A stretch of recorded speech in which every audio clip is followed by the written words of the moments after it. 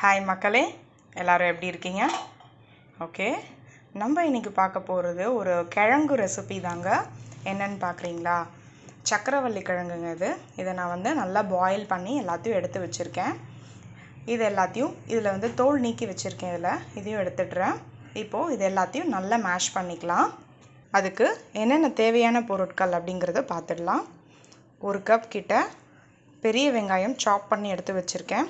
அதுக்கு 1/4 கப் கிட்ட கடலை மாவு எடுத்து வச்சுருக்கேன். அதுக்கப்புறம் 1 கை கொத்தமல்லி எடுத்து வச்சுருக்கேன்.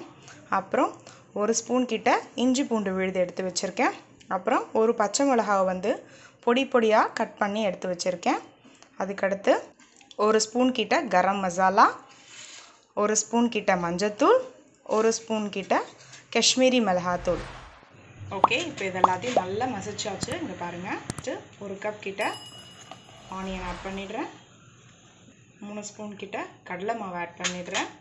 மல்லி இலைகள், 1 ஸ்பூன் இஞ்சி பூண்டு விழுது, 1 ஸ்பூன் கிட்ட கரம் மசாலா, மஞ்சத்தூள், காஷ்மீரி மிளகாத்தூள், 1 ஸ்பூன் சில்லி, தேவையான அளவு சால்ட்.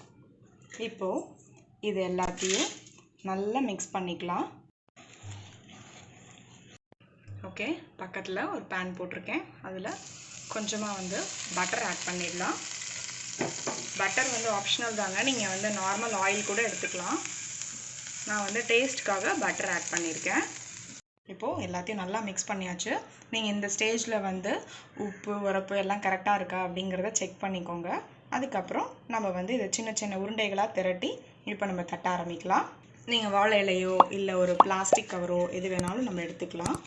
கொஞ்சம் இது கனமாக இருந்தால் நல்லாயிருக்கும். ஸோ இது எப்படி இருக்கும்னாங்க, ஒரு ஸ்வீட்டாக லைட்டாக ஒரு உரப்பு உப்பு எல்லாம் கலந்த மாதிரி இருக்கும். ஸோ கிட்ஸ் ரொம்பவே இதை இன்ட்ரெஸ்டாக சாப்பிடுவாங்க. பாருங்கள், இப்போ நம்ம பேனில் வேறு பட்டர் தடவி வச்சுருந்தோம். அது மேலே இந்த மாதிரி சின்ன சின்ன உருண்டைகளாக திரட்டி நம்ம கட்லெட் ஷேப்புக்கு இதை போட்டுட்டாச்சு. இது ஒரு சைடு நல்லா ப்ரௌன் ஆனதுக்கப்புறம் ஸ்லோவாக நெக்ஸ்ட் ஸ்லைடு டர்ன் பண்ணி விடலாம். இப்போது இது மேலே கொஞ்சம் பட்டரோ இல்லை கொஞ்சமாக ஆயிலோ க்ரீஸ் பண்ணிக்கலாங்க. பாருங்கள், இப்போது ஒரு சைடு லைட்டாக கலர் மாறி இருக்குது. ஸோ அதனால் நான் டர்ன் பண்ணி விட்டுட்டேன். இப்போ கொஞ்சமாக நான் ஆயிலும் ஆட் பண்ணியிருக்கேன். இந்த ஓரங்கள்லேயும் சுற்றி நம்ம கொஞ்சமாக ஆயில் ஆட் பண்ணிக்கலாம், ஒட்டாமல் வரணும் அப்படிங்கிறதுக்காக தான். அவ்வளோதாங்க. இப்போ 2 சைடுமே சூப்பராக ப்ரௌனாக அழகாக ரெடி ஆகிடுச்சு.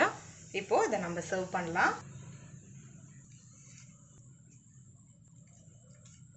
பேட்டீஸ் அப்படி இல்லைனா டிக்கின்னு சொல்லலாம், இல்லைனா கட்லெட் எது வேணாலும் சொல்லலாங்க. பட் மெத்தட் எல்லாத்துக்கும் ஒன்று தான். அது ஃப்ரை பண்ணி எடுப்பாங்க. இதில் நம்ம ஷாலோ ஃப்ரை பண்ணியிருக்கோம். அதுதான் ஒரே வித்தியாசம். இது கூட மேலே சர்வ் பண்ணும்போது கொஞ்சமாக பட்டர் அப்ளை பண்ணி கொடுத்தீங்க அப்படின்னா அந்த ஹீட்டோட அது மெல்ட் ஆகி வரும்போது ரொம்ப நல்லா இருக்குங்க டேஸ்ட்டு. கொஞ்சமாக ஆட் பண்ணுங்க.